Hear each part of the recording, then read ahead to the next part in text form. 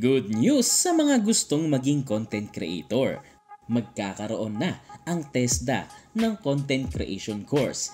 And of course, ituturo nila from start to finish, mula sa paggawa ng script hanggang sa pag-upload ng videos. Opportunity ito para sa mga kababayan natin na gustong sumabak sa ganitong trabaho.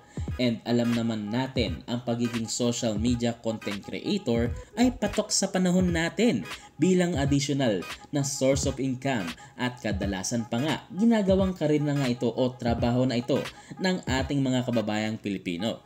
Tulad ko at ng iba pang social media content creator ay talagang napakalaki ng naging ambag nito sa aming buhay.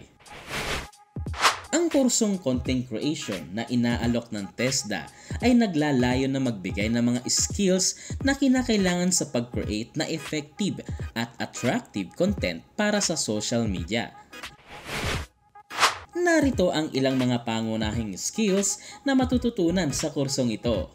Number 1. Paglikha ng mga konsepto para sa social media posting or creating concepts for social media posting. Pangalawa, pagsasali ng mga konsepto sa multimedia content or translating concepts into multimedia content.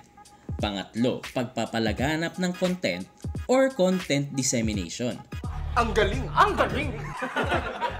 Ang ilan sa mga pangunahing skills na matututunan ay kasama ang developing communication sa trabaho, pamumuno sa maliliit na grupo, paggamit ng critical thinking at problem-solving techniques sa trabaho at sa marami pang mga bagay.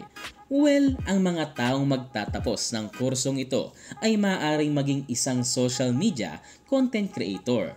Kung ako ang tatanungin, para sa akin ang pagkakaroon ng ganitong mga kurso ay isang opportunity na makapag-aral at mas lalo pang lumawak ang kaalaman. At ikaw, nais mo bang maging isang content creator?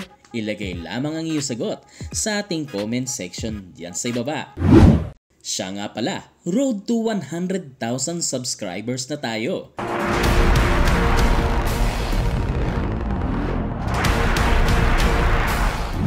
Palaking-palaki na ang ating mga kaplato.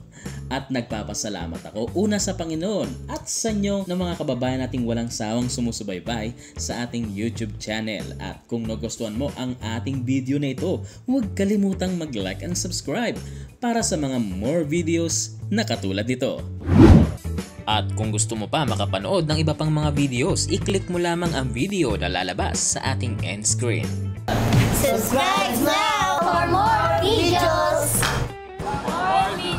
Please subscribe this channel right here. For more videos!